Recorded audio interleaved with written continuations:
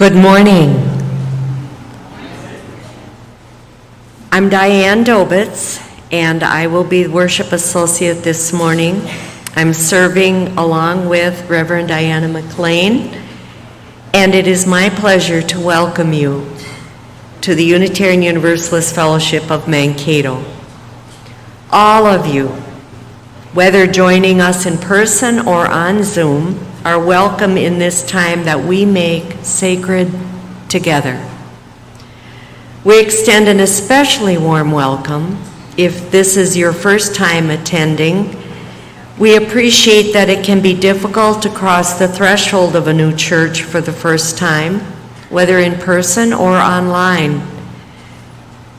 Sunday morning is a team effort, and we are grateful for all those who help make it happen. If you are attending by Zoom today, you are welcome to stay after the service to visit together.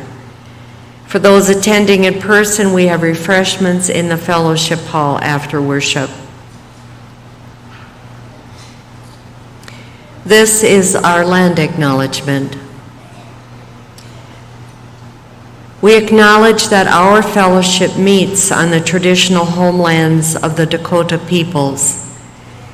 In continuing to understand our shared history, accepting responsibility for reparations, and building relationships in the here and now, we want to go beyond land acknowledgement as we seek to be good relatives. This Sunday, our Director of Lifespan Faith Formation, Macy Forsyth, will be hosting another opportunity for intergenerational connection after coffee hour with a meetup at Red Jacket Park, weather permitting. So all are welcome.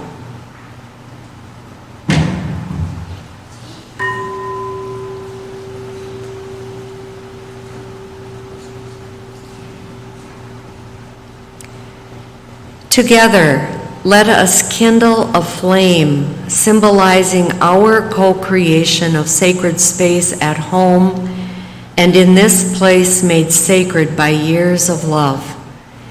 If you are with us on Zoom, please write in the chat that a chalice is lit in your street. And please say the words with me from the pew cards or the slide above. We are a welcoming people of diverse beliefs who commit to nourish the spirit, broaden the mind, nurture the earth, and build community. May this flame we kindle remind us to strive today and every day to love beyond belief.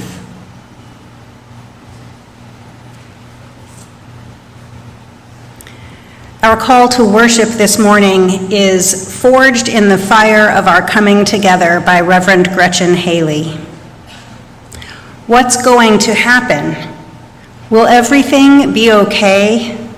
What can I do? In these days, we find ourselves too often stuck with these questions on repeat. What's going to happen? Will everything be okay? What can I do? We grasp at signs and markers, articles of news and analysis, Facebook memes and forwarded emails, as if the new zodiac, capable of forecasting all that life might yet bring our way, as if we could prepare, as if life had ever made any promises of making sense or turning out the way we'd thought, as if we are not also actors in this still unfolding story. For this hour, we gather to surrender to the mystery, to release ourselves from the needing to know, the yearning to have it all already figured out, and also the burden of believing we either have all the control or none. Here in our song and our silence, our stories and our sharing, we make space for a new breath, a new healing, a new possibility to take root. That is courage, forged in the fire of our coming together, and felt in the spirit that comes alive in this act of faith, that we believe still a new world is possible, that we are creating it already, here and now. Come, let us worship together. I invite you to rise in body or spirit and join in singing our opening hymn, number 389, Gathered Here. It's a round. We're going to sing it through once in unison and then twice as a round. We will start with this side, and then this side will join in, and I will cue you when it's your turn.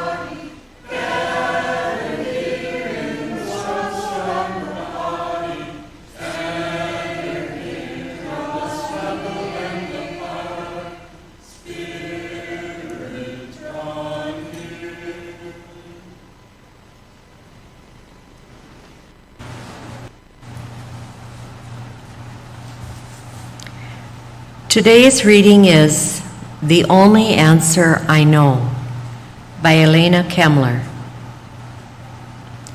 The reading begins with this quote: "You are given the questions of others as if they were answers to all you ask. Yes, perhaps this gift is your answer." From A Gift by Denise Levitrov. In my town, the annual Harvest Fair is a big event. All the groups in town have booths. The Boy Scouts make root beer, the Women's Club offers homemade pies, and the Rotary gives out hot dogs for a donation to the food pantry. My church sells whoopie pies. You can mix and match your choice of flavors for filling and cake. I know, right? The dance school and karate students perform, and there's a band.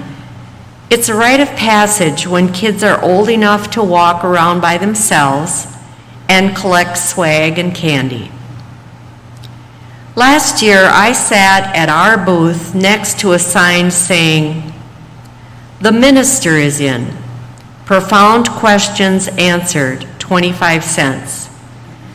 I borrowed the idea from Lucy's "The Doctor is in" booth from Peanuts. Some of the questions were from people wanting to know their purpose or the meaning of their life, which is not something you can really answer for someone else. I had to extemporize, saying there may be multiple purposes to our lives, or that we can't know the full meaning of our lives because we don't always know how our lives touch other people. A few people asked me to predict the future in ways that were surprising and tender. They wanted to know if the heart surgery would go okay, or the cancer would return of their husband, who would recover, or would her husband recover from his stroke. I prefaced these answers with the disclosure, in the name of professional honesty, that I am not psychic, but I also said in every case, I absolutely believe it is going to be fine, more than fine. I can't know this for sure, of course, but what I do know for sure is that hope matters. One of the best things we can do is to hold hope for someone when that person cannot hold it for themselves. Not the careless, casual hope of, I hope things go well for you, but a sturdier hope, a hope which says, I believe in you, even though you might not believe in yourself right now. A hope which says, I see you as whole and brave as hell, even though you feel broken and afraid. It is, I realize, an act of great trust to sit down with the local minister and ask a true question, a question of the heart, because the questions are also our fears, our worries, our deepest longings. I will hold the questions as carefully as I can, like the gifts they are, and offer hope as the only answer I know.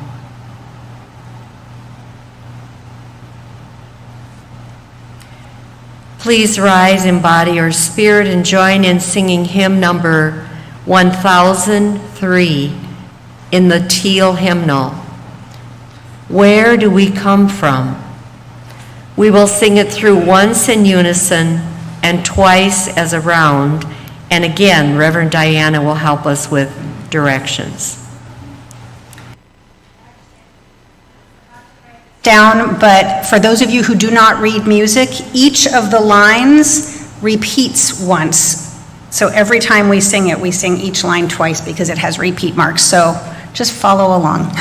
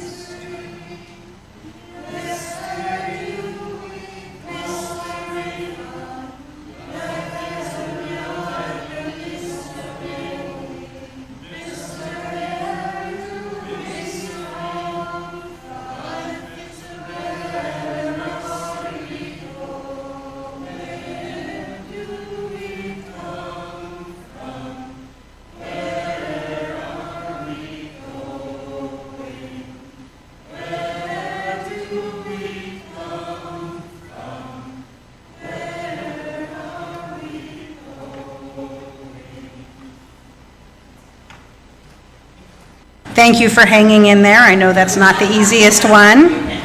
And those were actually none of the questions that some of you submitted to me in advance for the sermon, but it felt like the right song to start with.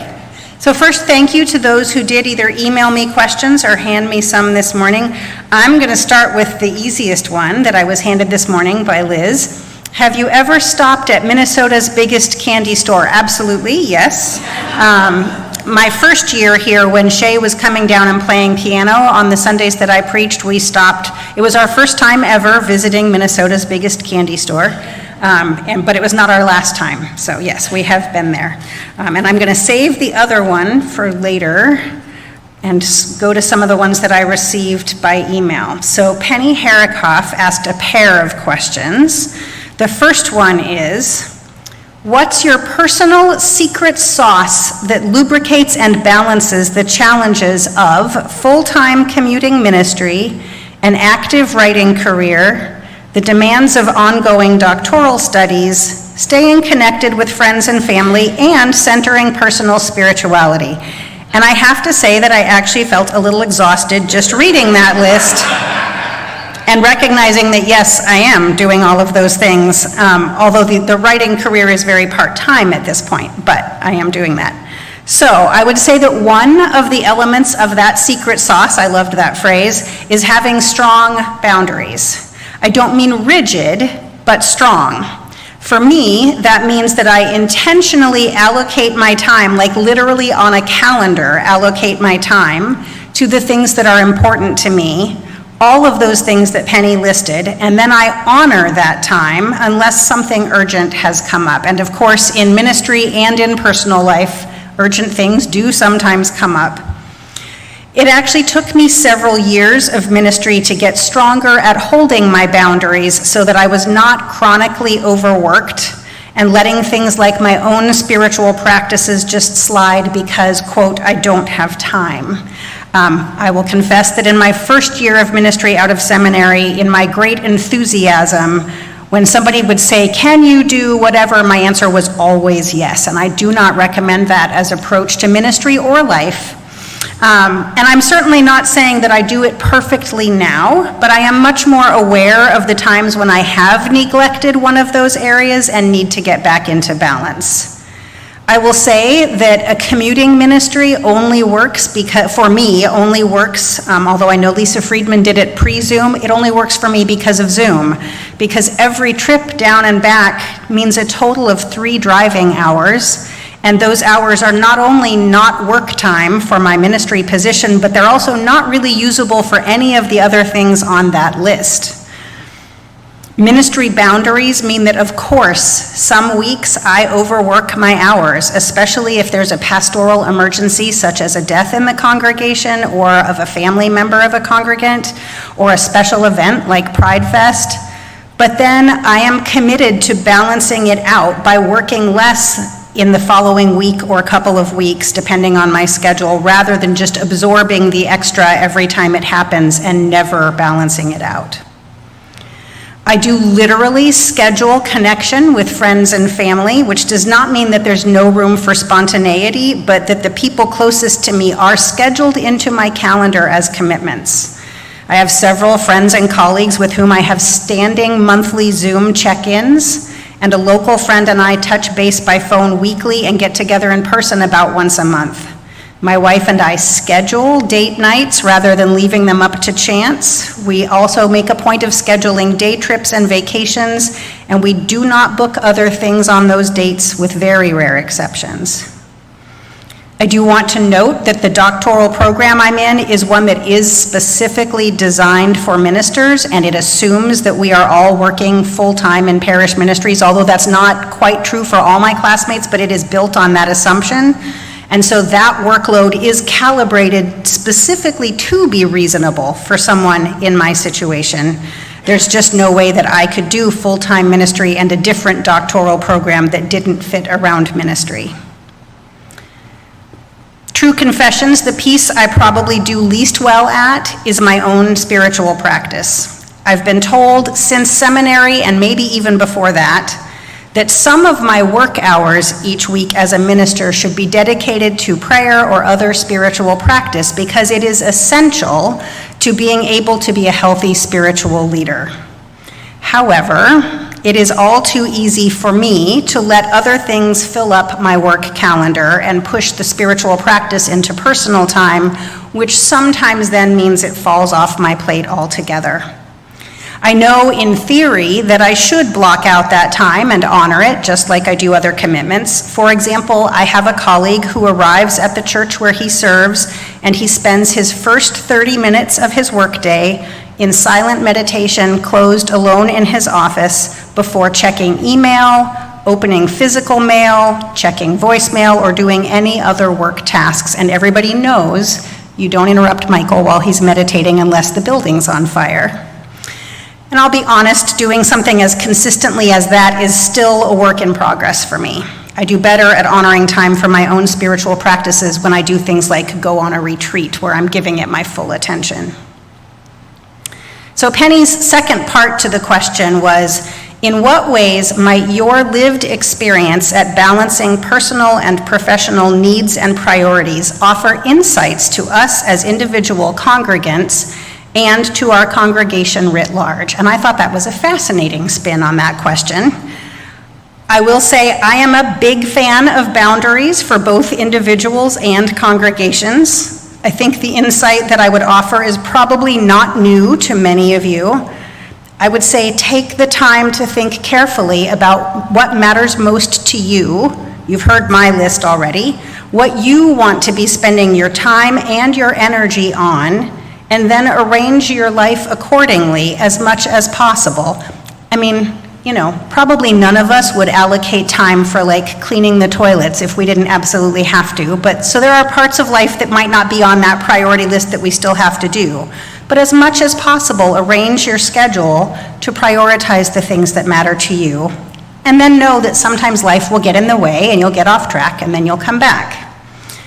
At a congregational level, especially in a time of transition like this one, the equivalent, I think, for the congregation, guided by the leadership of the board, is to assess what is most important here in this moment in your history as a congregation, which is not a decision that a small group of people can make alone, and I know they're not going to, but to assess what it is that is most important about you, that makes you the congregation you are, and prioritize that in terms of both your energy and your budget.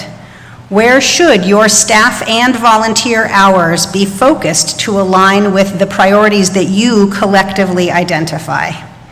And I can tell you that the board, the staff, and some other leaders are already using this framework, so it's already beginning. So thank you, Penny, for those questions. And then Diane Dobitz also asked a sort of pair of questions related to how Europe changed and evolved religiously after World War II with very few people now attending churches, and how that might be happening in the US. She asked, in comparison, is it different? Why or why not? How and when?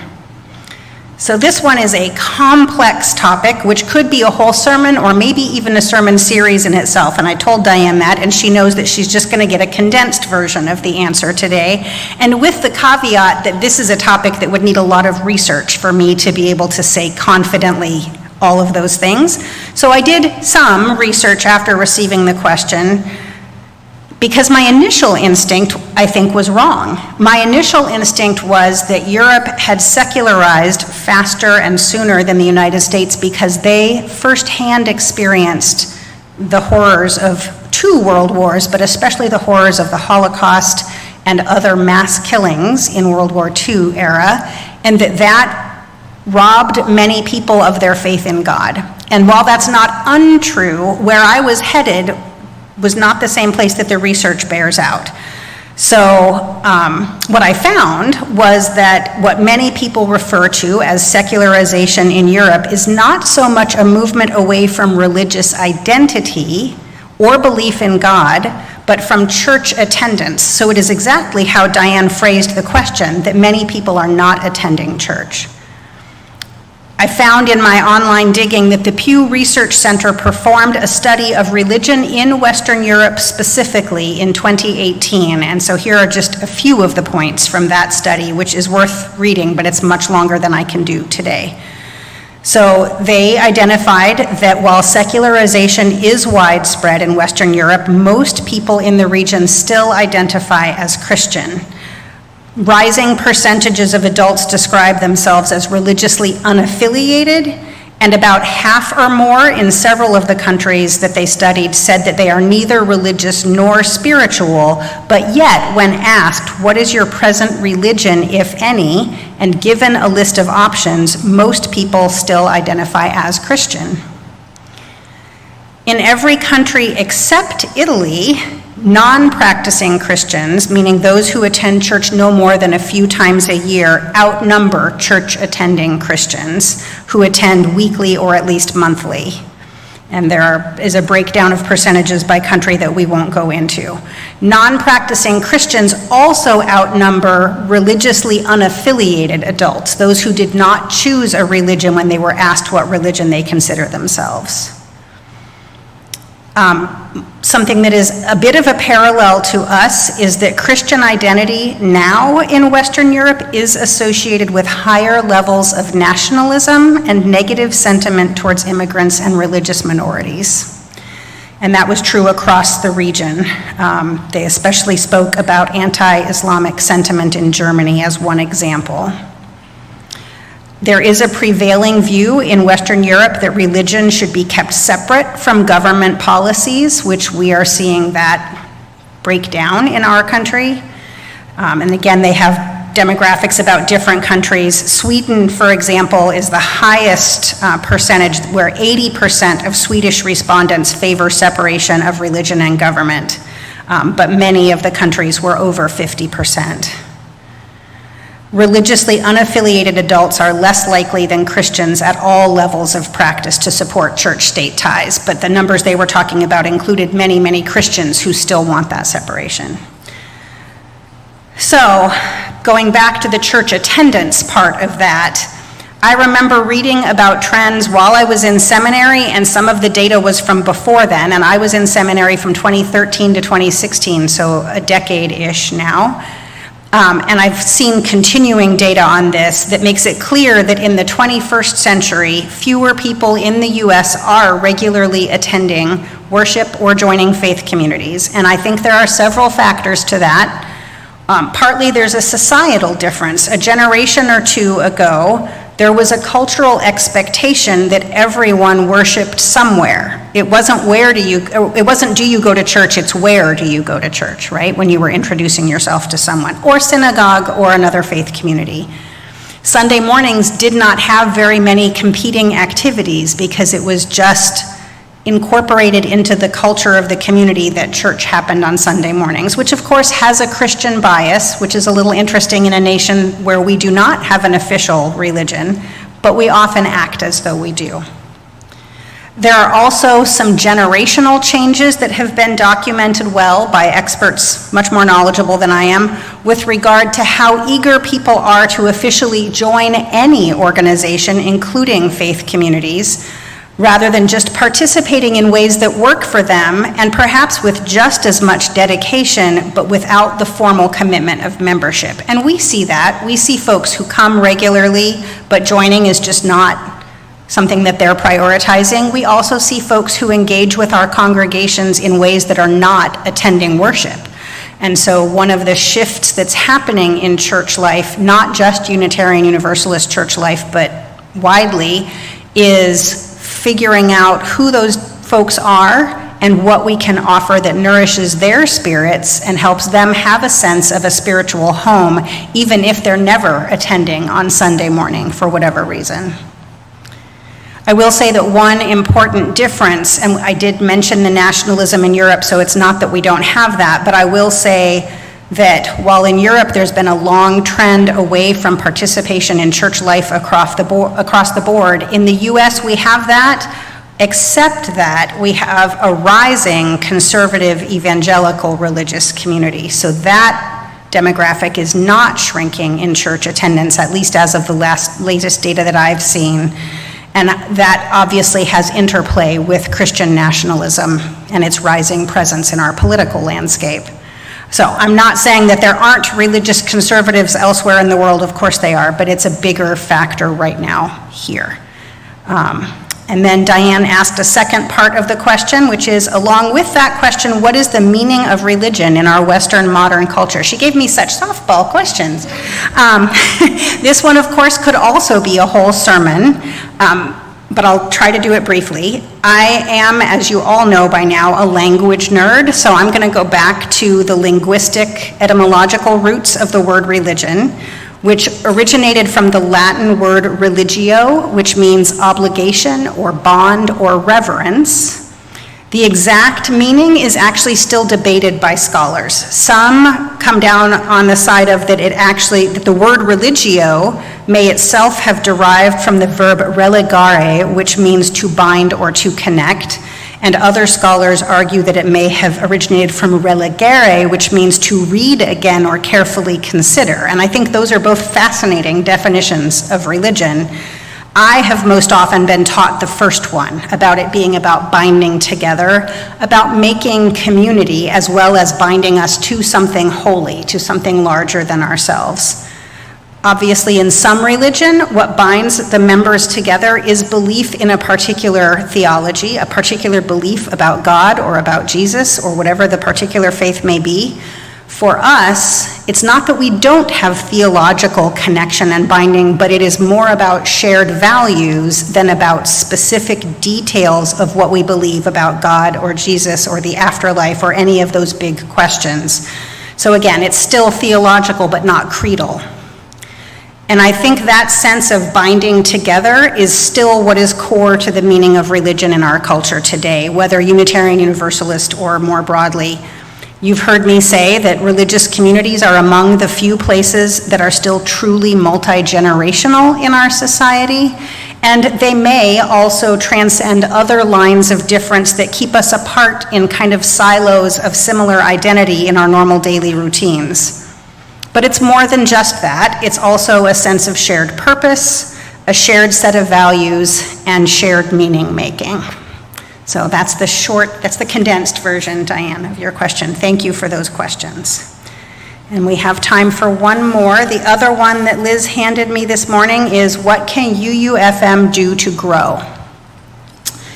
And I have a couple of different answers to that. And I'm going to try to lean into the hope part of things while also being real with you. The trends in religion are not growth in this particular time in history, other than the evangelical conservative religions, which we do not want to be, so that's not our answer. My belief is that what we need to focus on in this era, where church attendance across the board has been going down since way before COVID. I've again been seeing those trends since seminary, if not earlier, about church attendance declining in the US. So not about growth, but about thriving at whatever size we are, which then often does lead to growth. A thriving community attracts people. And I believe this is a thriving community in many ways. We are not currently thriving financially in the ways we would like to be, but we are a healthy community, and people can feel that when they come in, that this is not a place with a bunch of toxicity in the congregation. It is a warm and loving community, and people feel that when they come. I was taught in seminary that there are two things that often get included in church strategic planning that should never be. One is growth in membership, and the other is growth in dollars. And that might sound counterintuitive to not include it, but the point that was made by all of my professors was that those are not goals, those are effects of meeting other goals. Those are the effects of doing church well, is the way it was put to me in seminary. Doing church well is not about focusing on how many members do we have or how many dollars do we have. Those things matter, they make a difference in what our capacity is, but they are not the goal. The goal is our mission in the world, right? both our literal mission statement, but also, and this is a question I hope you will all engage with in the discernment that's coming about what's next for you. What does the world and what does love ask of us right now in this moment? What are the needs we can meet for the people who are here and for the people who are out there looking for something that we can offer? And that might be different in 2025 than it was even in 2015, let alone in the 1980s or the 1950s, right? That changes over time. And so it should be a nearly constant question. What does the world need from us right now? And where does what we have to offer intersect with what people need? So it's not a direct answer to what can you do to grow, but that's what you can do to offer what people need, and that is the only way that growth is likely to happen. People get needs met in other places that they used to get met only in church, right?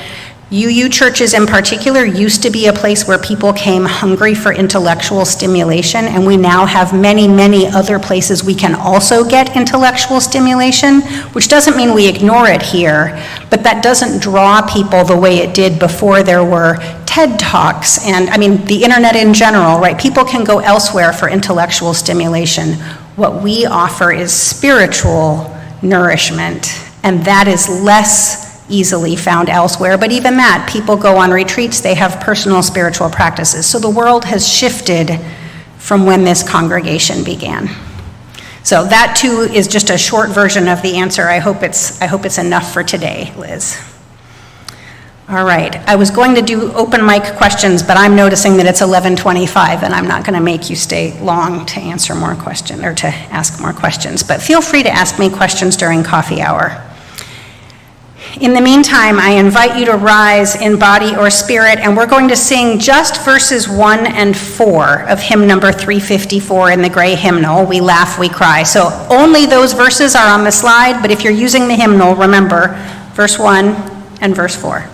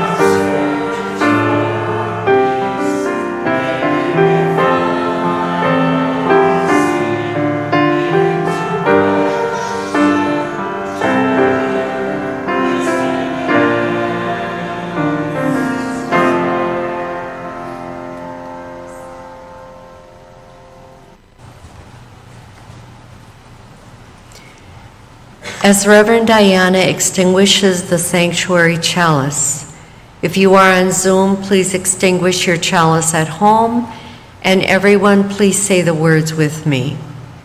We extinguish this flame, but not the light of truth, the warmth of community, or the fire of commitment. These we carry in our hearts until we are together again.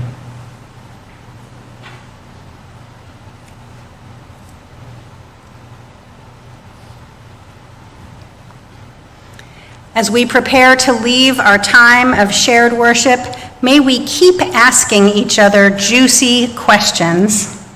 May we linger in finding the answers rather than rushing to the easy ones. And may we keep that spirit of curiosity from that children's story about the girl with the big, big questions, and never, ever make somebody feel squashed for asking lots of questions. May that be our practice and our prayer. I invite you to turn toward each other for our singing benediction, blessing each other with these words, knowing that we are each a blessing to each other.